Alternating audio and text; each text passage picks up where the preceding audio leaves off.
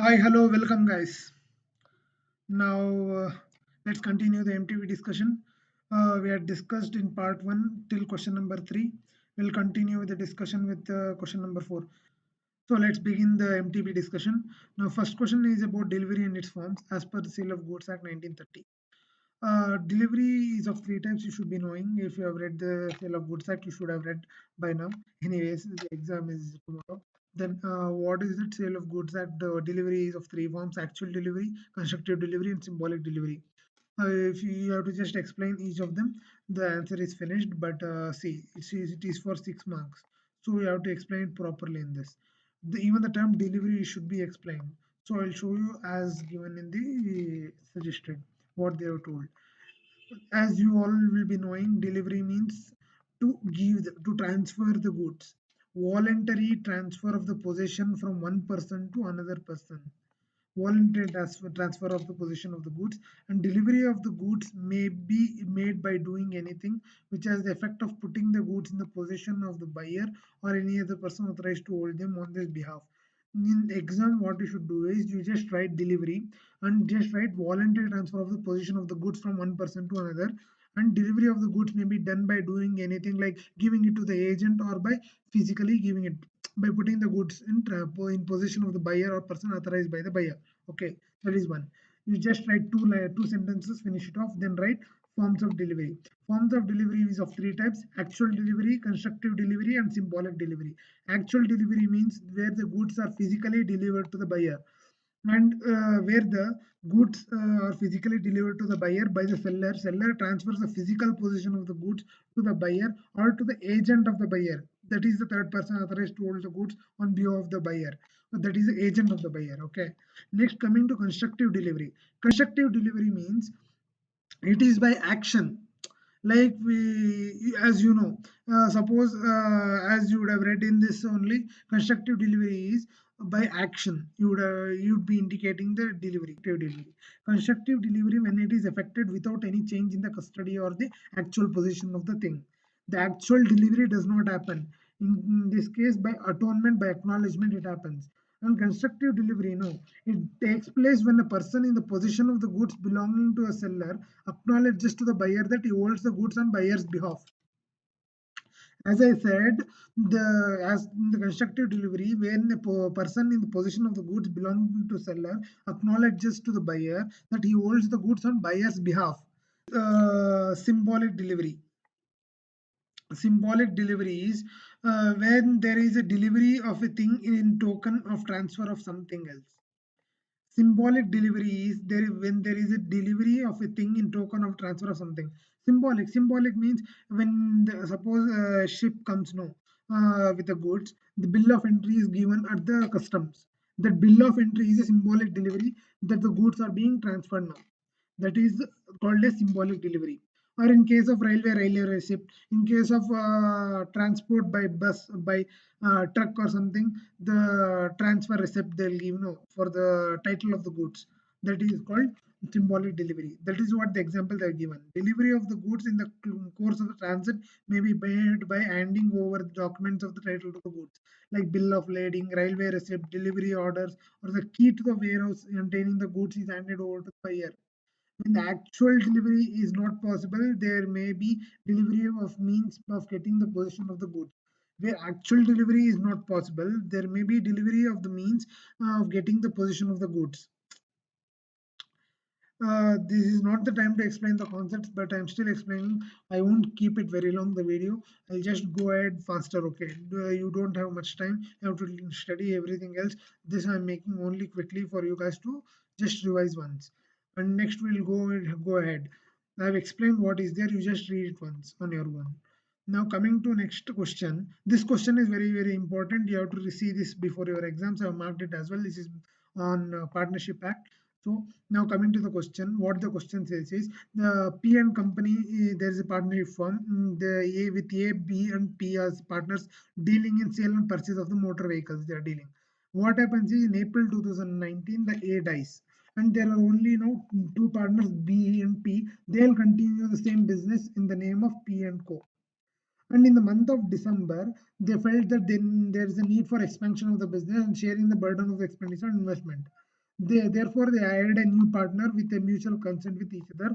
In December 19, the firm took in new partner, yes, in the firm. Okay. What happened is the firm has supplied a large amount of material to one of the clients, Mr. X, for business purposes. In spite of regular reminders, X failed to pay the debts due to the firm. In January 2020, firm filed a case against X in the name and behalf of P&Co without fresh registration. So now the question is if the suit filed by the firm is maintainable. What happened in this case, you understood, no? That there were three partners, one partner died and two partners continued in the firm. They wanted to expand, they took in new partner, yes, and one of the supplier who is a large supplier, firm has no, one of the debtor, no, the firm has supplied large amount of material to one of the clients, Mr. X, for business purposes. In spite of regular reminders, X failed to pay the debts to the firm. X did not pay the debt to the firm. He is a debtor. He did not pay the firm the payment for the goods he has received. So the firm filed a case against X without fresh registration. Why do they need fresh registration? Because they have taken in a new partner called S. That's why they have to get it registered as per the Partnership Act. As per the Partnership Act, they have to get it registered. In the as per Registration Act, actually they should get registered the partnership deed, but they did not get it registered. So in this case, what happens is the suit filed by the firm is not maintainable. That's the answer. But it is for 6 marks. You have to write as given in the suggested with the key points which I will mark in right now while discussing. You see. Now, what are the consequences of non-registration of the partnership firm? That's what I told you. Section 69 of the Indian Partnership Act 1932. That is what it is based on, non-registration. First you explain this what is non-registration, and you can just write in the instant case later on. Okay, just explain the instant case. In the instant case, they have told you correlate the provision with the question and provision with the question, and then write P and co cannot sue X. Okay, but for that I'll discuss what the key points for this. You should have read this. This is a very important question on non-registration of the partnership firm. What is the consequences? This is asked even in the inter level as well. This is a very important question. I can guarantee this type of question can come in your exams directly from the MTP itself. Directly from the book it will come. So listen to this carefully and mark things. Remember these things. Non-registration of the partnership gives rise to number of disabilities. Okay, you need not write this introduction that it gives number of disabilities, and registration is not compulsory, yet the consequences of disabilities are persuasive and pressure for their registration. You just write the registration of the firm is not compulsory, yet the consequences or disabilities of non-registration have very severe impact. Just write like that. And following are the consequences. These points writing, no, these points which are there, you have to write as given here. Otherwise, you won't get marks in the exam. I am telling you now. And now I'll discuss. No suit in the civil court by the firm or other co-partners against the third party. No suit can be filed by in the civil court. No civil suit can be filed by the firm against the third party. They can't file a suit now. The same first point only is applicable in this case study, right? The firm is filing the case against the debtor for not payment, but the firm has taken in new partner, but they did not get it registered as per the Registration Act. So now this point will apply in this case study, and therefore, due to non-registration, the PN company cannot file a case against the third party. The firm or the other inside thing you can write on your own. Just tell you cannot bring an action against third party for breach of the contract entered into by the firm. And next is no relief to the partners for set off of the claim.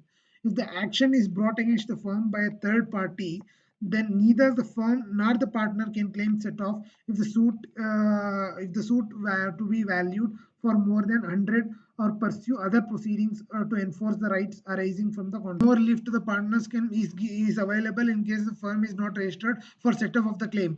When you settle the claim and you pay the money, no, if that settlement of the suit, if the suit be valued for more than 100 rupees, in such a case, if you settle the suit, that claim which you have paid, no, that you could have claimed by the firm, but that relief is not available to the partners now Because the firm is not registered. If an action is brought against the firm by a third party, then the firm, not the partner, can claim any set off now if the suit is more than 100 or their proceedings. Okay. Next, coming to point 3, aggrieved partner cannot bring legal action against the other part of the firm. Aggrieved partner, if the one partner is aggrieved by other partner, he cannot bring in action against the other partner. Okay, you just mentioned the same thing. If it is unregistered, so bringing legal action against the firm or any person alleged to be or being partner in the firm is not possible. Okay, and third party can sue the firm. And third party can sue the firm. First case, what happened? We cannot go and sue the third party, but third party can sue the firm. In case of unregistered firm, action can be brought against the firm by the third party. Now, in the instant case, what happened in this case? I already told you. The fresh registration has not been taken after the introduction of the new partner. So it will be considered as unregistered firm, and the firm which is not registered cannot file a case against third party. This much you write and just write. It cannot sue X. That's all. But in exam, these things you have to remember. These 4 points, main points, you have to write as it is given, but inside things you can change. Okay, just remember this and you can read it on your own. Now coming to question number 5, I'll tell you what gist of this question. Here what happens is there is a retailer who is dealing in toys for children, okay, and is dealing in toys for children, and he purchased a wholesale number of toys from one of the wholesaler. And a boy came to a retail shop to buy few toys, and the retailer sold one of those toys to a car boy. One of toy cars to buy. What happened is, in simple terms, there is the retailer purchase is dealing in toys. He purchases toys in from the wholesaler, and when a boy came to the a customer, a boy came to the retailer. Okay, he came to his shop to buy few toys. Then the retailer sold one of the toys. The retailer gave the toy out to the boy. When that boy was trying to play with the toy, then he got injured. He got injured. The boy got injured. Okay, because of the manufacturing defect. This is the important word, important sentence in this question. Manufacturing defect was there. And Mr. X, the retailer, he was held bound to pay compensation to the boy because the child got injured due to the defective toy in his shop. So the retailer was held that he should give compensation because the boy child got injured. The retailer in this turn he sued the wholesaler for indemnity from him because he purchased from the wholesaler. Now you have to tell as per the Sale of Goods Act 1930 if the retailer can claim compensation from the wholesaler. So if you have read this Sale of Goods Act, you will be knowing the answer to this. This question deals with the merchantability. Merchantability, there was one more question in RTP. If you have seen my RTP video, you will be knowing. The RTP, in that RTP, there was three subdivisions were there. In that, when one of the subdivision was given, the question goes like this. There was the customer came to one of the bakeries or some pastry shop. He goes there, he buys bun, and while eating the bun, he eats, he finds stone in that one of the buns. So the question as there was, can he sue for the damages? Can he sue for compensation? And it is also based on the merchantability, the wholesomeness of the product. Okay. So go and see my RTP video. You'll understand it even better because I have told you what are the points which you should remember. Okay. Now coming back to this question, the same thing will apply here. Merchantability will apply. Here what happens is, I'll show in the suggested answer. I'll mark the things which you have to write in the answer as well along with this. You understood the main thing now. It's about the merchantability as per section 16. Now what you will write is, it's about the condition to merchantability, section 16 of Sale of Goods Act. When the goods are sold by description and the seller trades in similar goods, the goods should be merchantable. So when the goods are sold by description, it should be merchantable. And the goods should be fit to use or for wholesome or fit to consume. Like I said, it should be wholesome in that case. It should be fit to consume or should be fit to use or for consume or for wholesome. It should be that much. These three things you should write. And next what you will write is, however, the condition of merchantability shall consider following points. These 2 points you have to write in your answer, otherwise the evaluator will give you marks. What are the 2 points you should write for the checking the condition of merchantability? Write to examine the goods of by the buyer. Buyer has the right to examine the goods that which is kept by the retailer, and the buyer should be given chance to examine the goods. Okay. And the buyer should reject the goods if there is any defect found in the goods. But if the defect could not be revealed even after the reasonable examination, the buyer purchases such goods, the seller is held liable. Even if the buyers should reject such goods, and if there is any defect found in the goods, he can reject it. But one more thing, if he buys the goods, if he buys the goods without knowing, even after reasonable examination, sometimes you won't find the defect. And if buyer buys the goods, that time later on while consuming it or while using it, if he defects are revealed, that time he can claim. That time the seller will be liable to pay the compensation to the buyer for the defects. And what is this defect called? There's such defects which don't get revealed in the examination. Such defects which cannot be revealed by the examination is called latent defects. This thing, this word you should know, latent defects. Same thing you have to mention in your answer, because the validator will be expecting this. The defects which cannot be revealed in the examination is called latent defects, and the seller is liable to pay the buyer for such latent defects in the goods. Understood? Do you want me to tell once again the provision? Only this much is the provision. Next is just correlation with the provision. The case is they'll correlate the case and they'll tell whether he can get the compensation or not. I'll explain the provision once again. Listen to it carefully. The condition, it is based on the condition as to merchantability, section 16, and where the goods are sold by description, the seller trades in similar goods. That time it is assumed that the goods should be merchantable. It is fit for use. It is consume. It is fit to consume and wholesome. And what are the two conditions which you should check for merchantability? Right to examine by the buyer. The buyer has the right, he should be given the chance to examine the goods. And the buyer should reject the goods if he finds any defect in the goods. But if the defect is not found even after reasonable examination, the buyer purchases such goods, then the seller will be liable and will be liable to pay the compensation to the buyer for such defects. And what is the defect called if it is not revealed during the examination? It is called latent defects. Don't forget this word. Latent defect is very, very important. The evaluator will be expecting this word. Now, coming to the answer, they correlated the case study with the this one points. Okay. Now, what is, as I told you, in this case, the retailer can claim the compensation from the wholesaler for the defects which has been found. Okay. Even if it is not found during the examination, here that's what happened. The retailer can claim the indemnity from the wholesaler because it was found that the retailer examined the sample before purchasing the goods, and a reasonable examination on this part could not reveal the latent defect. So it did not, the defect did not get revealed. It is called latent defect. That's what happened here. The latent defect was there in the toy. So now the wholesaler was bound to indemnify the retailer for the loss suffered by the latter. Now the wholesaler was bound to indemnify the retailer for the loss suffered. Like this only I have tried. This is the law sentences. The law, no, the sentences in which they write. This is how the law, in the law wordings only you have to write. You can't write in your own sentences.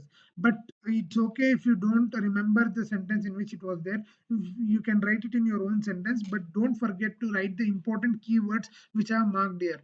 That fit to use, wholesome, and for consume and description. It should be merchantable and right to examine. He can reject if a defect is found. He can, if it is not revealed, it is called latent defect. And retailer can get indemnified from the wholesaler, and all these things you have to mention, and the wholesaler is bound to indemnify the retailer for the loss suffered by him.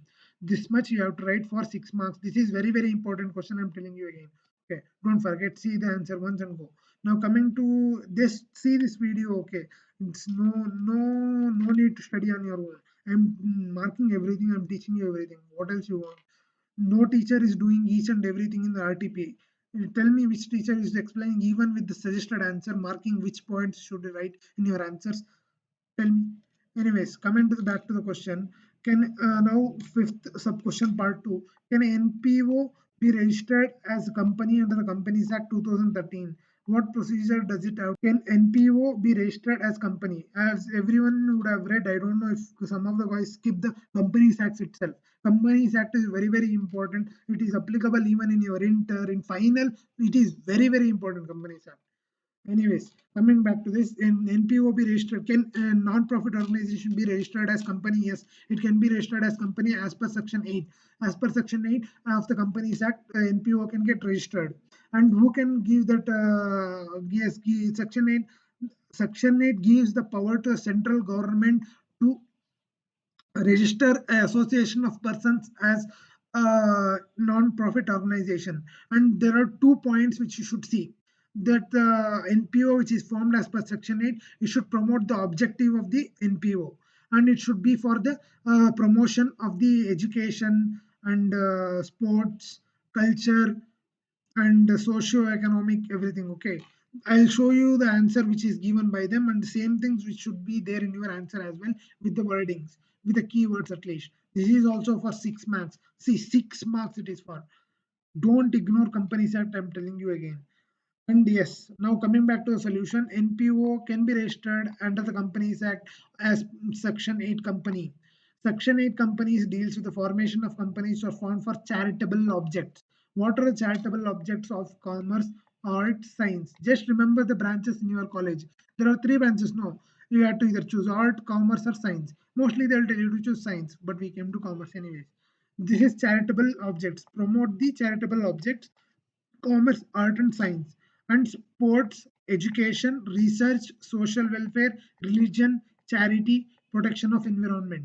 Even if you don't remember all the words, just write 3, 4, it's enough. It's enough, I'm telling you. Commerce, art, science, you remember the branches of your college. Next, what do you do in college? You study education and sports. Sports so you will play. And research, social welfare, religion. Religion, charity comes with religion along with that, the point wise. Then protection of environment, if you can remember, otherwise fine. Now this is important point: the company intends to apply its profits in promoting its objects and prohibiting the payment of any dividend to its members. I remember a question came in the RTP about payment of a dividend by the non-profit organization. If you have seen my RTP video, you will be knowing that the dividend cannot be paid by a non-profit organization, since the profit which they are earning, no, they cannot utilize even the surplus profit. They have to utilize it for promoting its object.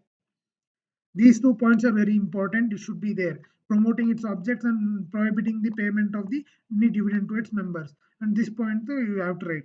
That is Section 8 company. That is the definition of Section 8 company. And this is next part. This is also important. The central government has the power to issue the license for registering Section 8 company. Central government gives the power to issue the license under Section 8. Section 8 allows the central government to register such persons, association of persons with limited liability as a company without addition of the word limited and private limited, by issuing the license on such condition as it deems fit.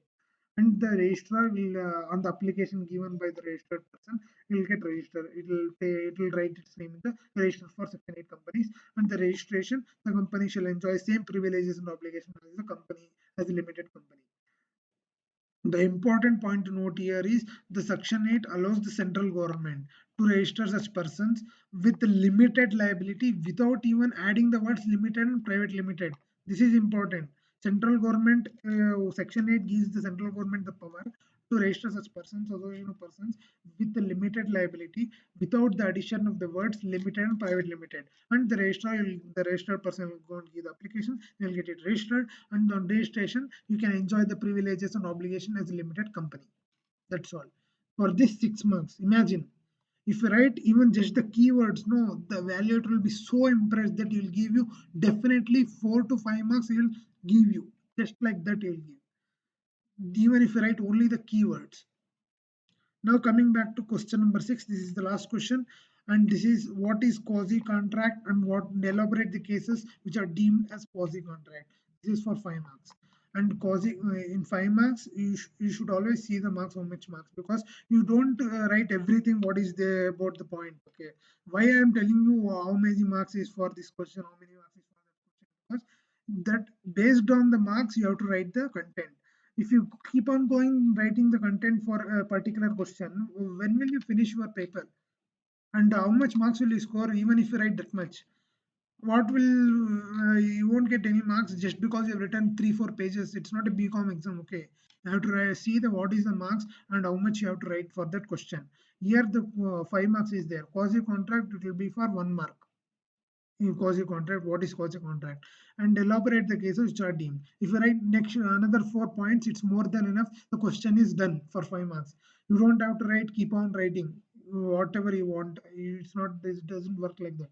Now tell me, quasi contract, even one question came in this MTP only, and one case also came which you could have written here, and you could have easily scored 2 marks out of 5 without even knowing what is quasi contract only. Why? I will show you. Quasi contract came in question number 2. Where did it come? The obligation of the finder of the goods to return them to the true owner. This is one of the cases for the quasi contract. This is deemed as quasi contract. Quasi contract means, what does quasi contract? Quasi contract is a contract where it is based on circumstance. The law itself implicates that the contract should be found between the person who have not made the contract. This is what quasi contract means. And the cases I just showed you on case. Even if you have written even this much, you would have gotten 2 marks just like that. I'll show you the answer. Quasi contracts. What is quasi contracts? Obligation resembling. One more thing. Quasi contracts are those contracts resembling those of the original contracts, like resembling the contract. That is quasi contract. You have to write the same word, like it is obligation resembling those created by the contract. The obligations which are existing in a contract, no, those obligations are same thing is there in even the quasi contract. That's why we tell that it is resemblance of the original contract. Okay, it is imposed by the law for those parties who have never entered into the contract. Even if you write this much, it is definition of quasi contract is done. That's all. The obligation imposed by the law. And I'll just discuss. Such contract resembles with a contract so far as that effect is concerned. It has little or no affinity with the contract in respect of mode of creation. This sentence is fine, you don't have to write. These contracts are based on the doctrine that a person shall not allow. Yeah, this is very important. The person, this quasi contract is based on a theme that it is majorly based on this theme, that the doctrine that the person should not get enriched on the another person's loss at the expense of the another person. We should not get rich from at the expense of another person. Okay, you should not allow himself to get rich unjustly at the expense of the another. What are the cases which are deemed as quasi contract? I just showed you one case, even it came in the MTP itself. Responsibility of the finder of the goods. Is that shown or not? Section 71. A person who finds the goods belonging to another person and takes them into his custody is subject to same responsibility as if he were a bailee. This you have to write. The person who takes the goods belonging to another person will be subject to same responsibility as bailee. And the finder of the lost goods has to take proper care. Yeah, these things you would have read. This is common. He has to take proper care as a person of ordinary prudence would do, and no right to appropriate the goods. He should not use it, and he should restore the goods if the owner is found. Only this much proper care as ordinary prudence, and no right to appropriate the goods and restore the goods if the owner is found. Appropriate means not, you should not use the, he does not have the right to use the goods. Okay, you should restore the goods if the owner is found. That is the first point. Why I'm showing this point right now is because it came in MTP already. So I'm showing you this right away here. This you could have written one point, and if we had written definition, we would have got marks. And this even these cases are very simple. I'll show you.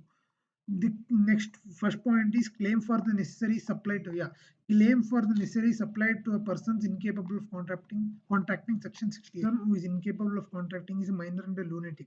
If a person supplies necessary to that minor or lunatic, that person can claim the reimbursement of those which necessaries which he provided from the property of the person who is incapable of the contracting. That from that person he can claim the reimbursement. That's what it is written here. If the person incapable of entering into contract whom he is legally bound to support is supplied by another person the necessary suited to his condition in life, then the supplies is entitled to be reimbursed to a property of such capable person. The person who has furnished such supplies, now he is capable, he is entitled to claim the reimbursement from that property of that minor or lunatic, that incapable person. And this point you need not write, I'll just tell you because already this much is enough to establish the claim. The supplier, yeah, but it is an important point. It can come in the case study. This point can come as the case study. Why? I'll tell you. Because the supplier must prove not only that the goods are supplied to the person, he should prove that the goods must, the supplier who has supplied necessaries, he should prove not only prove that he should not only prove that he has supplied the necessaries, but also that they were suitable to his actual condition requirements at the time of the sale and delivery. He should prove that they were suitable for his actual requirement at the time of sale and payment by interested person, section 69. Payment by interested person. Interested person is interested in the payment of the money with, I'll explain, I'll mark the thing and I'll explain. A person who is interested in the payment of the money with the another is bound by the law to pay, who therefore pays it is entitled to be reimbursed by another. I'll give you one simple example by which you can remember this point. What is that example? Payment by an interested party, interested person. Suppose, imagine, okay, there is a you are a owner of a house and you've given the house on rent to a tenant. The tenant, what happens is, for the year you have to pay municipal taxes. No, you did not pay the municipal taxes. Instead, your tenant went and paid the municipal taxes for the year. Later on, you will be responsible to reimburse the tenant the municipal taxes which he has paid. That municipal taxes payment, which is important because it should be paid as per the law. He is bound to pay. Is bound to pay as per the law, bound by the law to pay. That owner of the house, you are the owner of the house, you are bound to pay the municipal taxes as per the law. Law tells you that you should pay municipal taxes, but you did not pay. So the tenant got scared that the municipality will send the notice, so he went and paid the municipal taxes. Now you have to reimburse the municipal taxes which he has paid. That is the payment by an interested person. That's all. Finish. See, so simple. Now coming to next point, obligation of person enjoying the benefits of non-gratuitous act, section 70.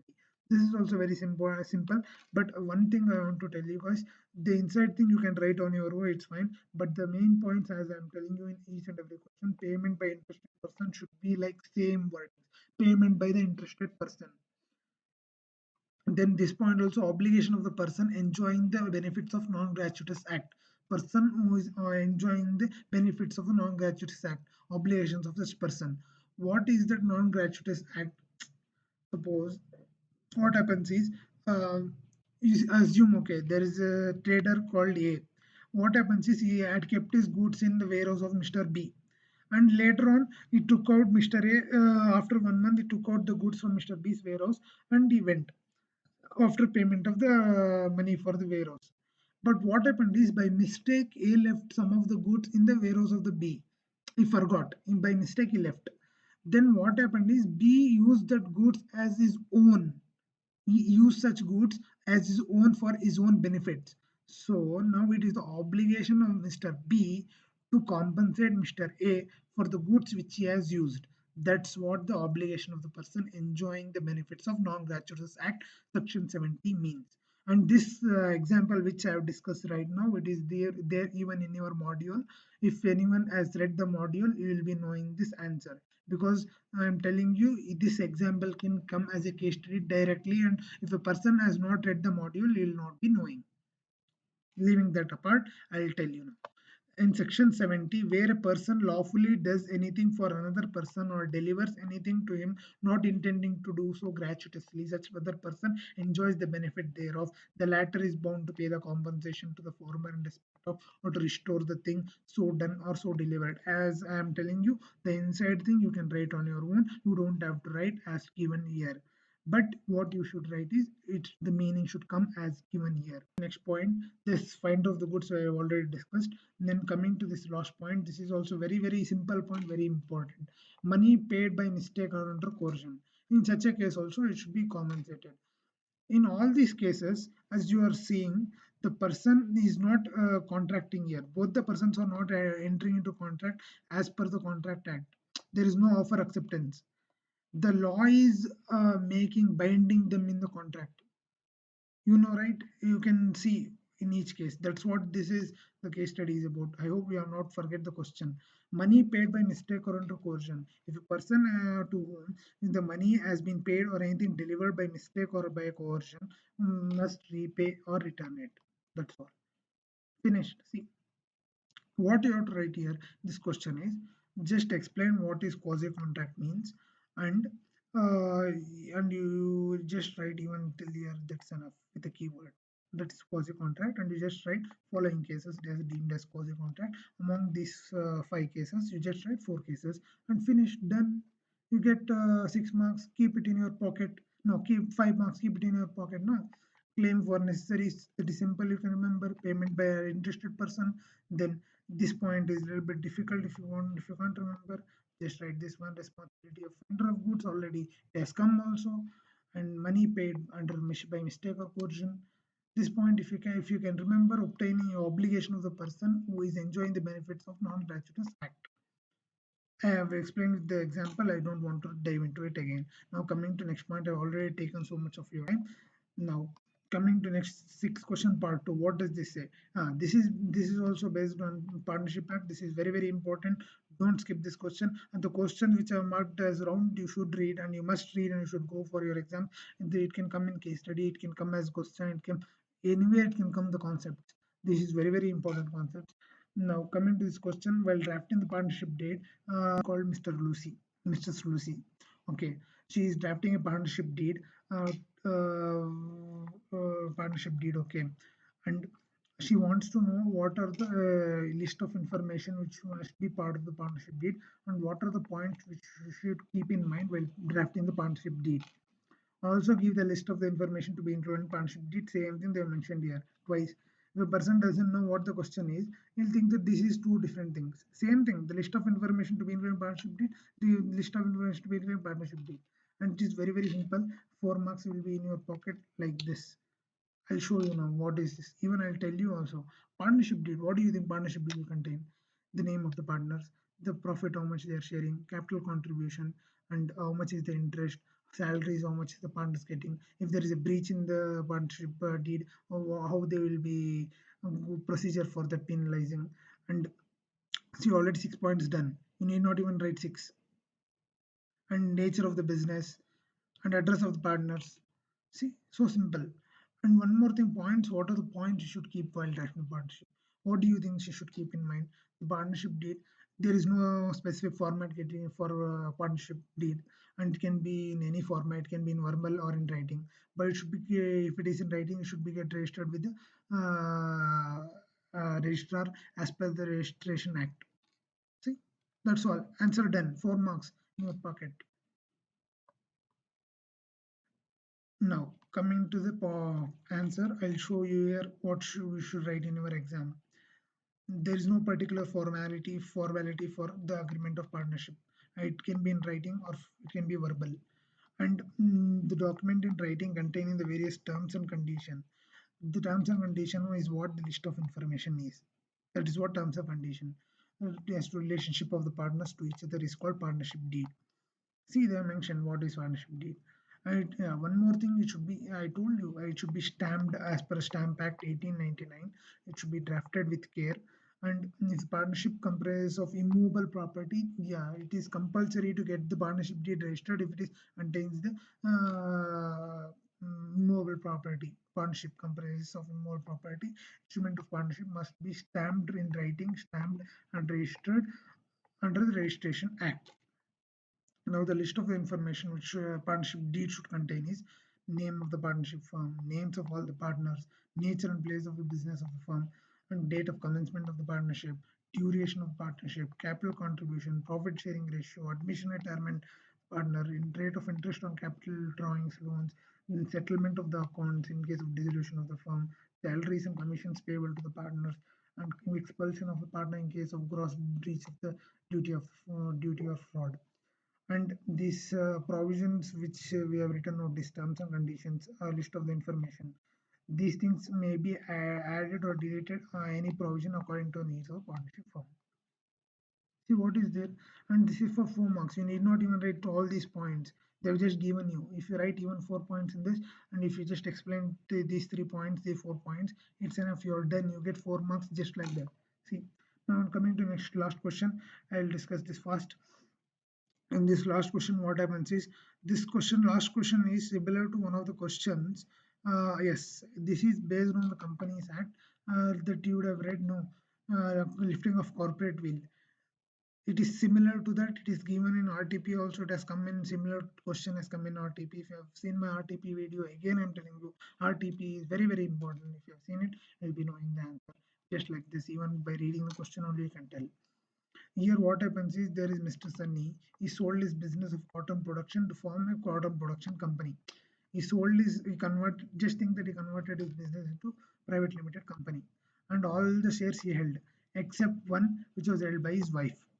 And also he is also a creditor of the company for certain amount. He is also a creditor. He has given the money to the company as a creditor. He got the insurance of the stock of cotton of the private limited, but in his own name, not in the name of the company.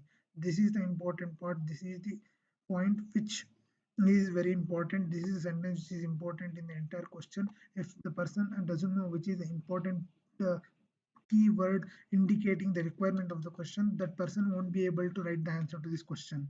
That's why I tell you, if I mark important point in each question. Why? Because that will be the thing which will determine the requirement of the question. That will be thing which is something wrong going on. That is where the things are going in the haywire. Now this is where it went. The insurance of the stock of the cotton, why did it get it registered in his own name instead of in the name of the company? That is his fault. No, now he cannot claim the insurance if it gets destroyed because it is in his own name. And as per the Solomon versus Solomon and Company Limited, that is a case law. It is very important case law. I remember it still. It was taught to me by a teacher in law when I was studying inter. That case study is very very famous, popular case study in Solomon and Solomon versus Solomon company. What happens is the company is separate entity with from the members of the creators. So members of creators, no, they cannot claim an insurable interest in the property of the company. And one more thing, the insurance of the stock was done in his own name, not in the name of the company. So if the stock gets destroyed, if it is in the name of the company, the insurance company would have given the amount.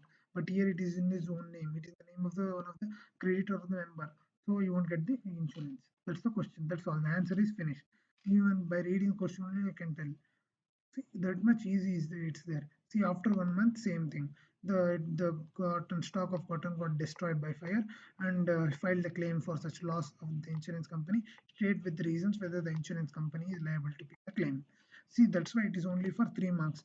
Even if you write even that much which I have explained you right now, you will definitely get 2 marks guaranteed. Just like that, you'll give because you would have written so much things, so much content, so much provision already in what I told you. I'll mark the important keywords. See, now come. Only if this case law only will impress him so much. It is a separate legal entity. Company is a separate legal entity. Even you would have read when the corporate will is lifted, the company and the members are separated. It is similar to that concept. A company is different from its members further according to a decision in Mokora versus Northern Assurance Company Limited is the insurance company versus Mokora. It is based on this case study. This question is formed, but you need not remember this case study. If you can remember, well and good. Then a member or creator does not have insurable interest in the property of the company. Like I said, he does not have insurable interest in the property of the company. Members or creators of the company cannot claim the ownership of the property of the company. They cannot claim the ownership of the stock of the cotton of the company. He cannot claim the ownership. So in this case, you just can write they are separate entities and you cannot have insurable interest in the property of CPL, neither as member nor as creditor, and the insurance company is not liable to pay Mr. Sunny for the claim of loss by stock by fire. So company is not liable to pay Mr. Sunny for a claim of loss of stock by fire. That's what is there. Huh? Whether the insurance company is liable to pay the claim and file the claim such loss with the insurance company. Yes, the company need not pay the claim which it has received. Insurance company is not liable to pay Mr. Sunny for the claim. That's what insurance company is not liable to pay claim for the loss of stock by fire. Just like I said, it's finished note. And thank you. Do comment down below and let me know if there is anything else I have to change in my teaching. If you are not able to understand, if you want me to go even deeper or anything like that. Thank you. Good luck to your exams. And in law, one thing, don't get nervous after reading the question. You will be knowing the concepts. Only thing is it won't flash in front of you just like that. You have to read the question twice or thrice. That time, then you will get to know what is the question is indicating, what is the case is based on. One thing you have to remember is provision is very, very important in law. So provision you either quote as given in the suggested answer, just like that, if you can remember, if you have studied. Otherwise, you can just write the key words which they have used, which I have marked right now in the MTP. I have see you have marked all the keywords. If you write even this much, you will get easily get the marks. So don't get scared. In law is not difficult subject, and only thing is it is a game of memory. Thank you and good luck, guys.